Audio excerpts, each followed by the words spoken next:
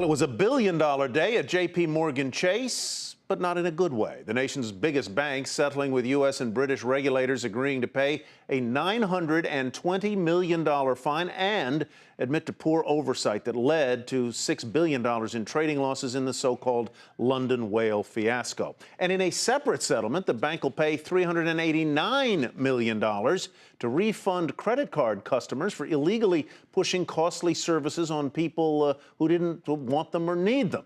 Kayla Tausche joins us now with more on this 1-2 punch against J.P. Morgan.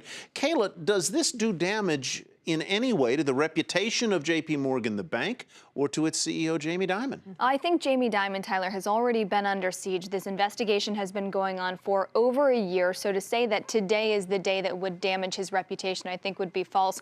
We'll have to watch the reputation of the company going forward. One thing is clear, which is that with this regulatory onslaught, they've been canceling new growth initiatives. In the consumer bank, for instance, they had roughly 60 new products that they were going to roll out. They stopped doing that because regulators have said you need to focus on what you're doing now and make sure that your existing regulatory controls are up to snuff and that this doesn't happen again.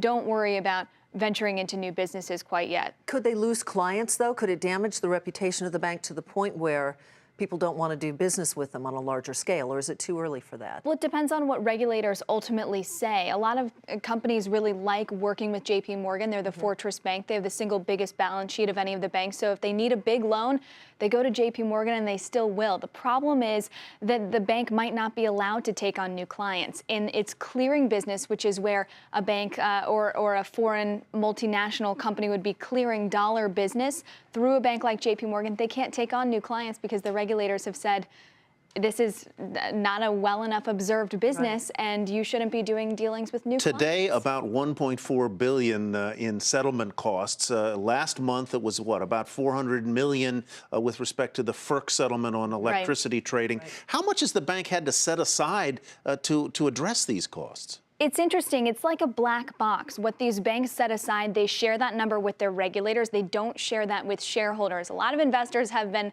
advocating for that, saying that we need to see that number, but unfortunately we don't get it. Analysts have estimated that J.P. Morgan has in its reserve roughly $10 billion earmarked just to pay out these legal fines. Unfortunately, wow. The bank has also said that it expects to pay upwards or roughly $6.8 billion, as much as $6.8 billion on top of whatever it is they have earmarked already, because those fines are growing so much. Kayla Tausche, thanks very much. Appreciate it.